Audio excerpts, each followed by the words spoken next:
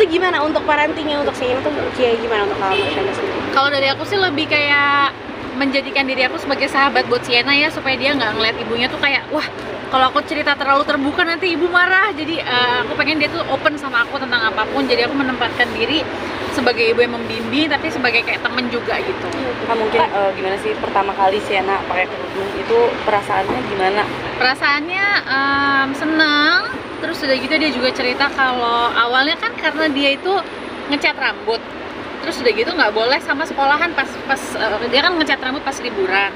Pas udah masuk sama sekolahan dikasih tahu pilihannya dua nih, kamu cat balik lagi hitam atau kamu pakai hijab aja gitu. Terus Yana bilang aku nggak mau cat lagi jadi hitam, ya udah deh aku pakai hijab. Ini dia belum akil balik, tapi terus dia lama-lama suka sendiri gitu, dia suka akhirnya dia kemana-mana dia pakai. Tapi ngelihat kedewasaan Sienna, gimana sih Kak tanggapannya gitu? Terkesima kali ya karena tapi dia memang dari kecil termasuk anak yang mature sih ya, jadi ya antara terkesima sama udah biasa, tapi selalu kadang-kadang kayak kaget gitu, kok bisa sih anak ini ngomong kayak gini, kayak gitu-gitu. Tapi perubahan remaja apa yang mungkin signifikan dari seorang Sienna yang mungkin kakak amazed banget Kak? Mungkin bukan perubahan tapi persamaan kali yang selalu dari dulu ada tuh. Sienna sangat penyayang dan sangat ekspresif banget soal perasaan dia, soal kesenangan dia gitu. Tapi kan mau jadi teman, kalau rasa ngomongin cowok gitu-gitu udah mulai nanya-nanya belum sih kakak sendiri? Udah ada, cuman buat dia tuh itu bukan sesuatu yang serius ya. Jadi karena dia tahu juga gitu bahwa ya dia baru umur berapa, 10 tahun kan, jadi kayak masih ya ini aja, iseng-iseng aja. Tapi seteman apa sih mungkin securhat di talknya atau gimana kalau kak sendiri? Kalau aku Nana biasa ngomong apa aja sih, dan gak cuman Sienna yang curhat ke aku, kadang-kadang aku juga yang curhat ke Sienna. Terus Sienna ngasih masukan, terus kadang-kadang masukan dia kayak kok masuk akal banget ya, bener juga ya Nan, ya udah deh ibu lakuin yang kamu bilang gitu. Berarti enak jadi kayak temen ya kayak teman, seneng banget.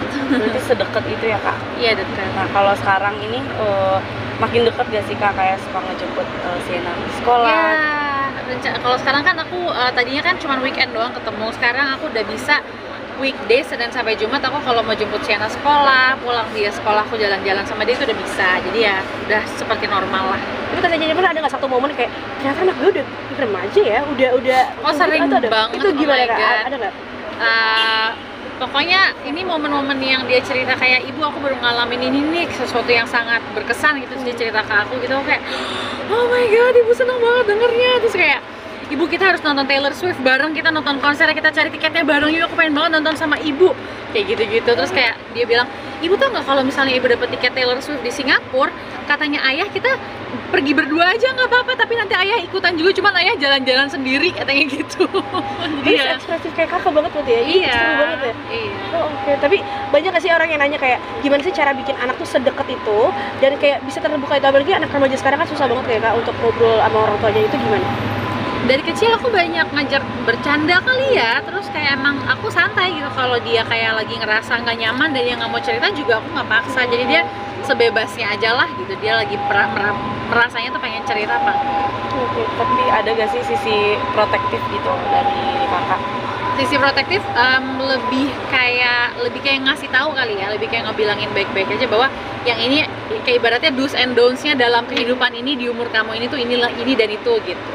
Tapi kan sekarang banyak banget anak remaja yang mungkin banyak yang lewat batas dan lain sebagainya. Kalau kakak sendiri gimana sih untuk kayak mengingatkan tapi tidak kayak menyuruh dan lain sebagainya, itu gimana cara ngomongnya?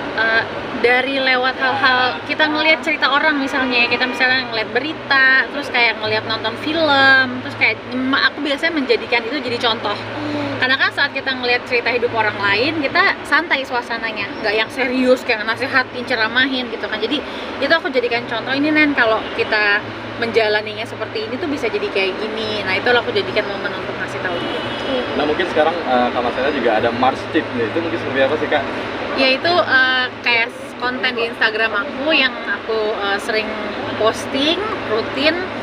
Dan sebenarnya yang lagi aku excited banget, aku dalam bulan Agustus ini akan launching buku sih, judulnya Mentally Marsh. Jadi itu selagi jadi project yang aku fokusin banget, dan kontennya itu sebenarnya kayak pemikiran-pemikiran aku yang udah terkumpul dari 5-6 tahun lalu lah gitu, dan akhirnya terrilis jadi buku. Insya Allah nanti Agustus soft launching, September teman-teman harus datang semua ya. Nah, untuk kabarnya ada life hack ala Marshanda, itu seperti apa sih Kak? Apa tuh ya life hack? Maksudnya Mars Tips itu? Yang life hack kayak cara-cara cepat untuk membuat apa gitu. Oh, itu juga salah satu ide konten aku juga sih, dari aku dan tim gitu. Mas ya. Kak, yang Kakak mungkin balik lagi nih Kak.